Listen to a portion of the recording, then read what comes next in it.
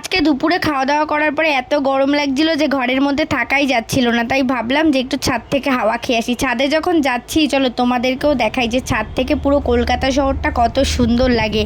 এখন বাজে বিকেল 4টে, ওই জন্য এমন লাগছে। জানো তো রাত্রেবেলাটা আরও সুন্দর লাগে, মনে হয় যেন পাহাড়ের কোলে যেমন বাড়িগুলো ঝুনি পোকার মতো লাইট জ্বলে, তেমনই এই শহরটাও এমন লাগে।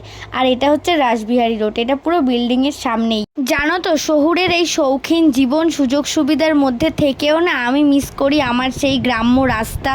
সকাল সন্ধ্যা সাইকেল নিয়ে বাজারে যাওয়া, সন্ধ্যার পরে বাড়ি ফিরলেই মায়ের কাছে বকুনি খাওয়া, আর নিত্যদিনের যারা সঙ্গী ছিল আমার বোন ভাই আরও আমার বন্ধুরা, সবাইকে আমি অনেক মিস করি।